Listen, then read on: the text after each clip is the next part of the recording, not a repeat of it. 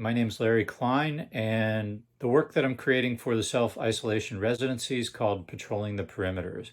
To create this piece, I'm using robotic vacuums, each one patrolling its own individual quadrants inside a larger square.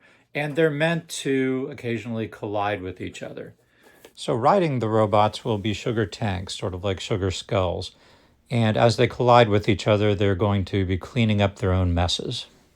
A lot of the work that I do is based on experimentation, but in the days of coronavirus, it's a lot harder to, purchase materials, experiment with them, send them back if needed, and then switch to something else. So I have to make a pretty educated guess the first time around. This over here is Uyui number 1 of 4 robotic vacuums I'm going to be using to traverse the territory and protect it. Over here, I've got the molds that I'm going to be using. So these are made using a vacuum form machine, and I made the original model out of cardboard. You can see these are actually made out of bottle caps from water bottles, and this is the corrugation from the cardboard, so it's really just, the original is kind of made out of junk.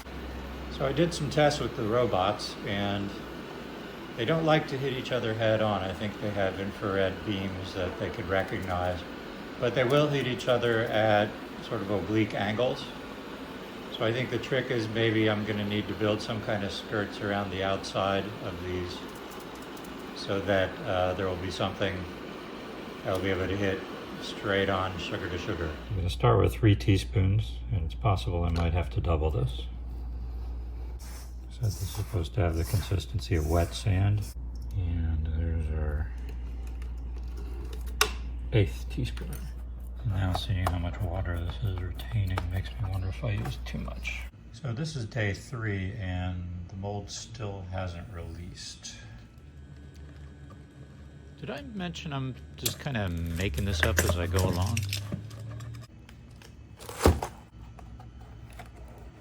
No.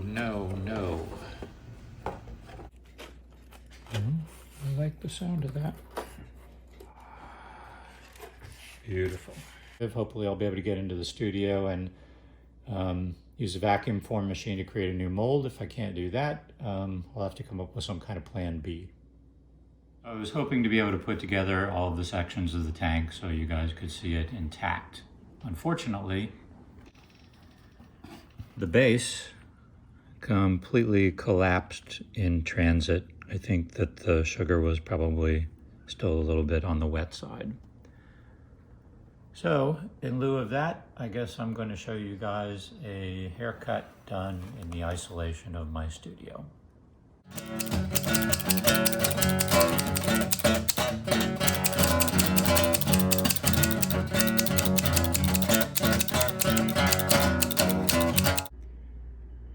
So this is a dangerous part. I'm going to be trying to drill this with a spade bit, which possibilities is going to rip this thing to shreds.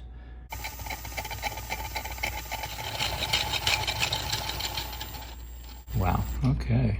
Well, I'm particularly proud of making that work.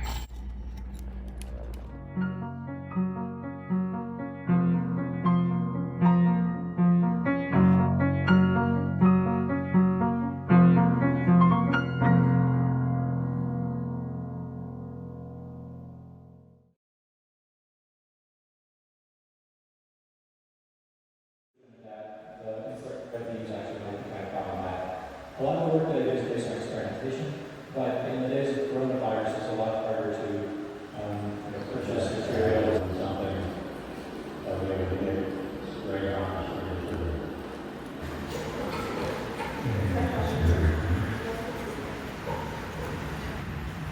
The sugar tank's going to go on top of this. So I'm mixing up sort of my tanks here, so we have one.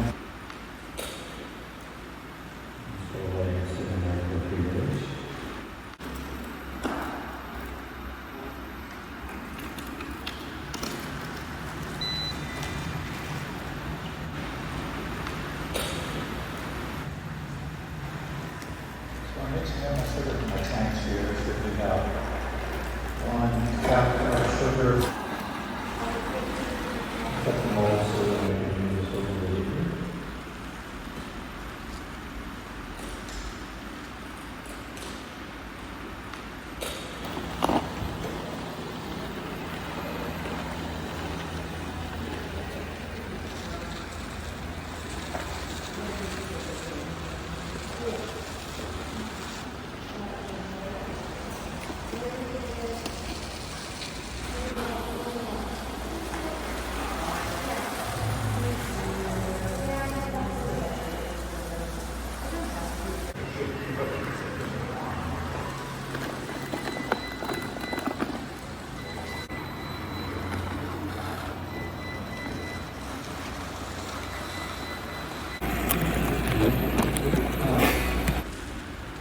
mold so that I